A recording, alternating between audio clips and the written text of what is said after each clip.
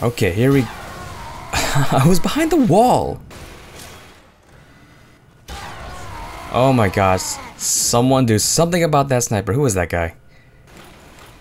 Alright, that's it. Counter sniping time. Since no one's gonna take care... Oh, demo man. Okay, free shot. Where's that guy? There we go. God, don't you hate it sometimes when you have to switch off a class just to counter one guy? Especially a sniper. Where is he? There he is. Boom. Haha. Hope that guy learned his lesson. Do not snipe me when I'm playing heavy. Boom, headshot. Boom, headshot. Hello everyone, this is Kona, and thank you for tuning in to another TF2 commentary. Now this is part 2 of my top 10 weapon nerfs in TF2. If you missed part 1, I suggest you go check it out. In this video, I'm going to be doing the remaining 5 of this top 10 list. So, let's get started. So at number 5, I have the Dead Ringer. Now the Dead Ringer was released during the Sniper vs. Spy update, which is my personal favorite update, in May of 2009. Now, it was advertised as a way to fake out enemy players by dropping a fake dead body. Now I remember reading this and not quite understanding what this meant, because this was a completely new way to play Spy.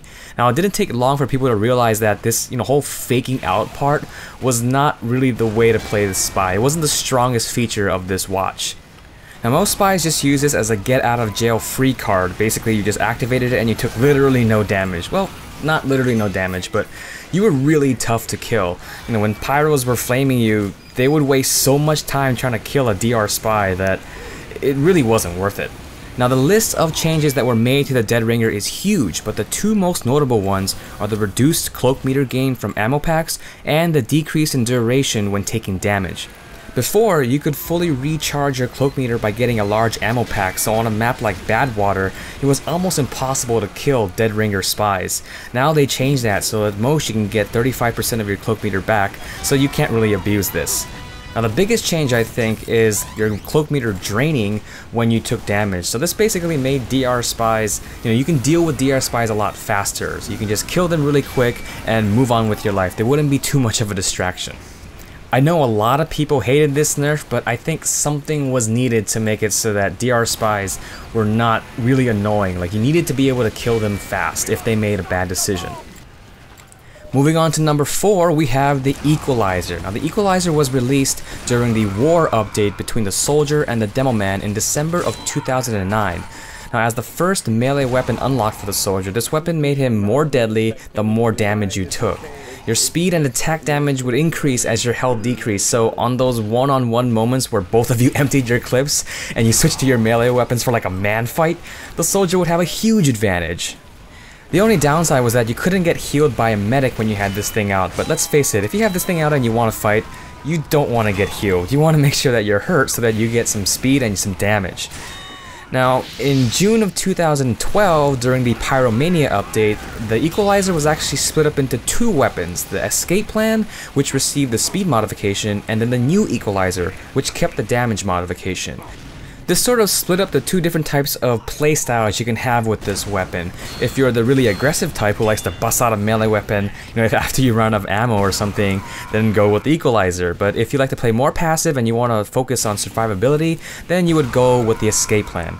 Now I think this nerf was definitely needed in order to make the other Soldier melee weapons, which came out later, a little more viable. Otherwise people would just default to the old Equalizer.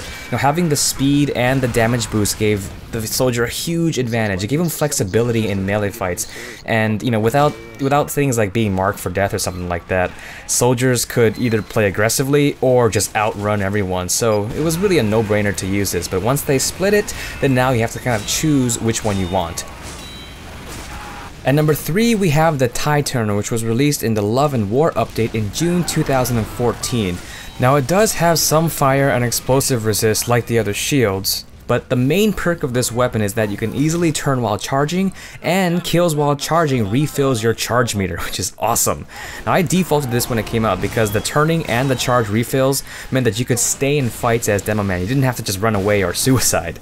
If you want to see some sick Demo Night gameplay, go check out iRayma's channel, another YouTuber. I'll put a link to his channel in the description.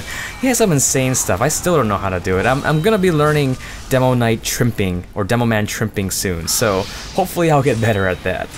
Now the big nerf came in Smithsmith 2014 when they changed it so that you wouldn't get your full meter back on kill. You only get 75% back. And you can sort of counter this by equipping the Claymore, the Claymore, that thing I have in my hand. And this gives you 25%. Uh-oh, this is why I need to practice tripping. Okay. But yeah, 75 plus 25 is 100, so with this loadout you could get 100 back, but it's kind of like a workaround. It's not that ideal.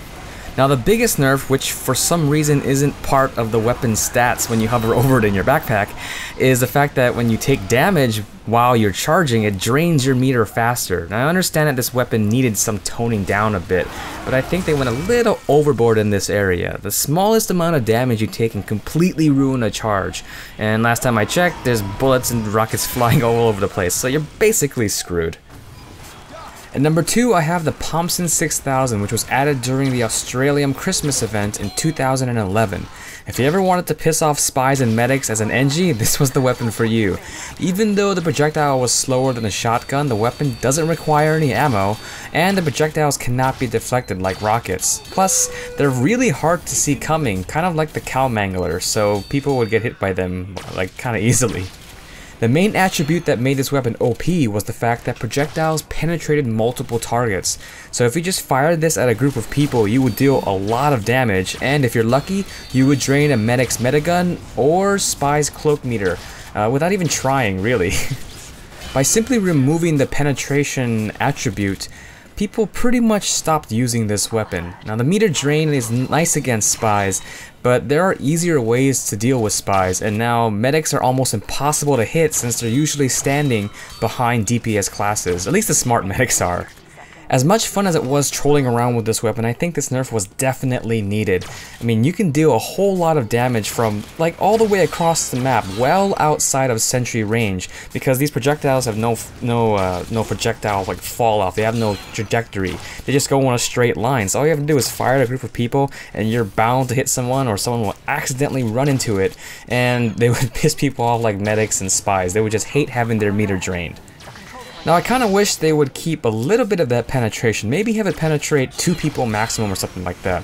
But I don't even know if it might be possible to code that, but as far as I know, the penetration weapons in TF2 usually go through like everyone, you know?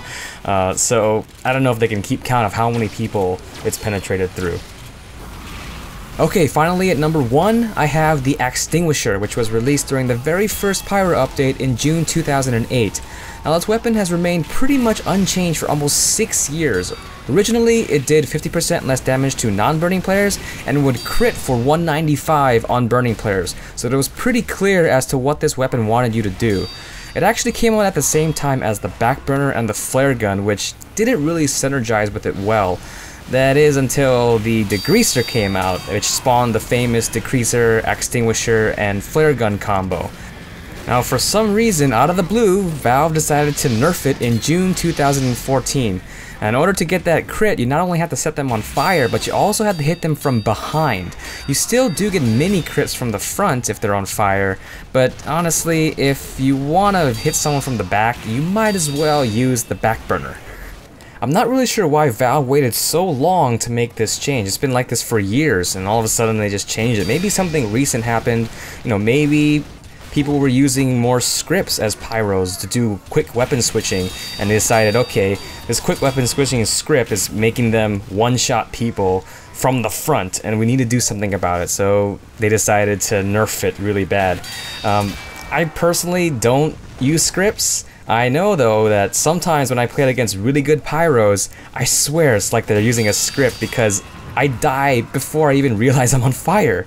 It could also be because the Degreaser, flare gun, and extinguisher combo was just way too powerful. If you tried to go for a flare gun shot and you missed, well, you weren't really punished for that kind of hard, you know? You had the extinguisher as a really good backup. You could always crit someone for 195 as a backup if you missed your flare gun shot. So they decided to sort of nerf that whole loadout and take it out on the extinguisher. Oh well. So those are my top 10 most memorable weapon nerfs in TF2. Some of them were definitely needed, but some of them I felt were a little excessive and might have killed some weapons, forcing people to find a next best thing. Now my question for you guys is, what is your most memorable weapon nerf in TF2? Which weapon nerf affected you the most in a bad or maybe a good way? Let me know in the comments below. So I hope you enjoyed this video, thank you very much for watching, and have a great day.